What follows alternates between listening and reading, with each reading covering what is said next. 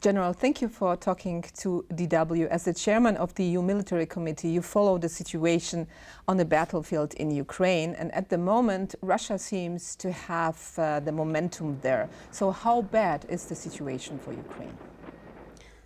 The situation turned out to be a war of attrition. So Russia gained some momentum, especially in the Donbass.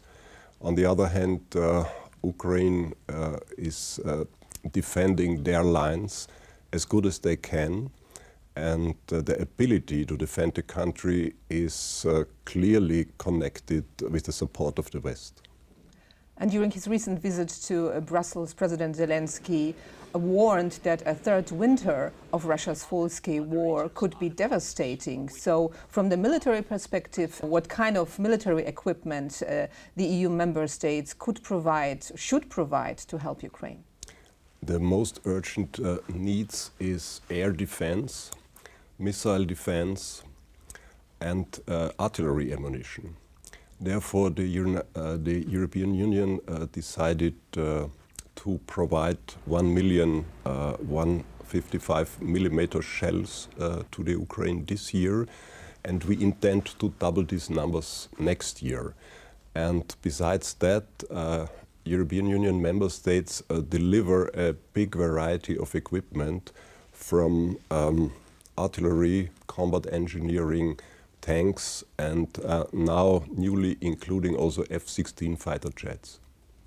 And President Zelensky has been also urging Ukraine's partners to support his victory plan.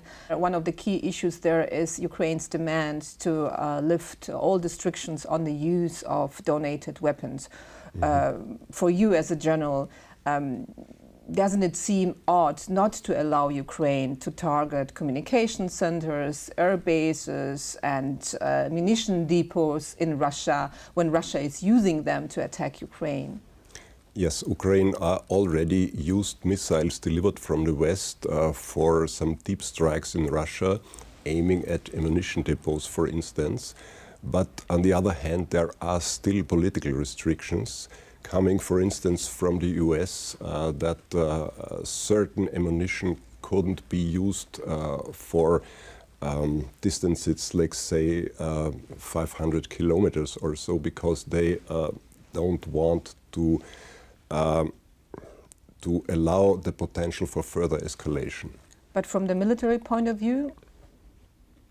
From a pure military point, it for sure makes sense to attack and destroy Russian infrastructure when it comes to logistics, when it comes to communication installations, C2 structure, and so on and so forth.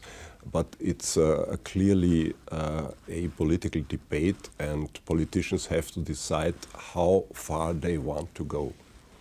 And you also mentioned that the EU has promised Ukraine to provide them with 1 million of artillery shells, but Europe is struggling to live up to this promise. So what's the reason? Yeah, we did a lot to increase the ammunition production, following a three-step approach. First, depleting our own stocks, which already have been depleted during the past Cold War period. A second approach is a common procurement to make it faster and cheaper. And the third step should be the replenishment of our own stocks, and on a more general level to increase European defense capability and industrial capability as a whole. But it's taking longer than anticipated, or why is it taking so long? Well, it takes time. In Europe we have no war economy, but we did a lot, and the European Union developed a lot of instruments to ease the process. For offers for common procurement, allocating EU budget for faster production, and also reimbursement of material delivered by member states to the Ukraine. And the war has shown us then that we need to do more to be able to defend the EU if needed. Is that common sense now across the bloc, would you say? Well, I think the war changed the mindset, and it's clear that helping the Ukraine to defend their country is also a big contribution to European security and defense. And stability, of course. But there are gaps. Artillery is one example, or air defense systems. The EU member states have just a fraction of air defense systems that are needed to protect Europe's eastern flank. So what are you doing to change that, to close those gaps? Well, this will be a big challenge and task for the new Commission to set the scene for these necessities. I think it's also in the clear priority that we establish a common air shield organization. And this will come with a bill, of course.